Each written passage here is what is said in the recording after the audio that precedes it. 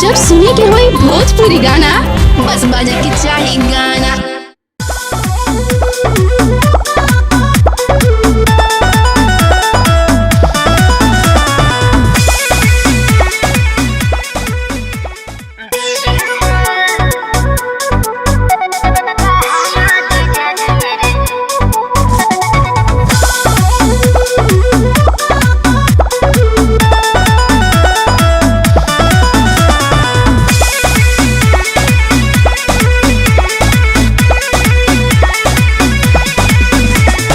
कहे अपन तू दीदी भी इशारा करा तारू, बोले उ लगी है जनी है तो तू नहीं डरा तारू।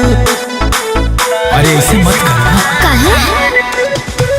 कहे अपन तू दीदी भी इशारा करा तारू, बोले उ लगी है जनी है तो तू नहीं डरा तारू।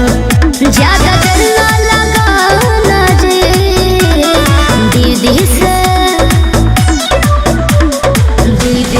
करके बहाना जी जज मेरे कमरे में लाना जी। दीदी से करके बहाना जी जज मेरे कमरे में लाना जी।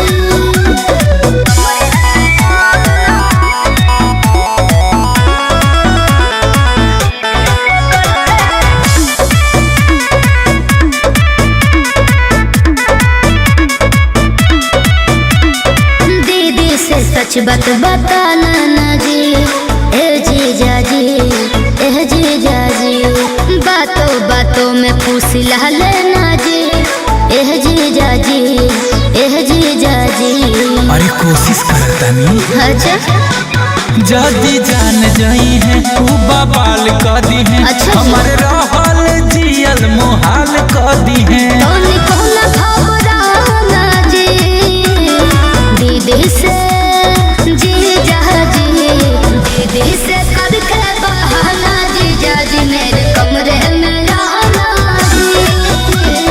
दीदी से करके बहाना जीजा जी मेरे कमरे में लाना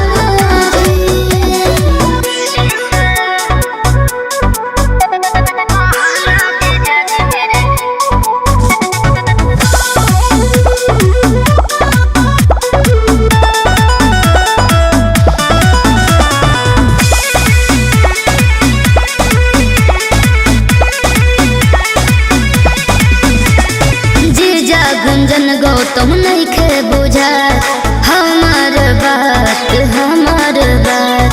आज से प्यार के हो जाए शुरुआत, हो जाए शुरुआत, हो जाए शुरुआत। अरे रुका काहे रुकी?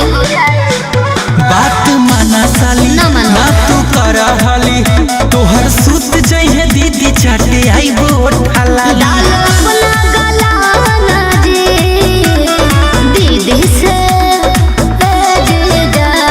दीदी से करके बहाना जीजा जी मेरे कमरे में लाना जी।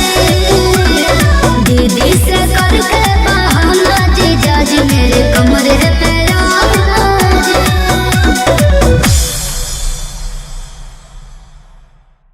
ज्यादा डर ना लगाना जी दीदी से करके बहाना जीजा जी मेरे कमरे में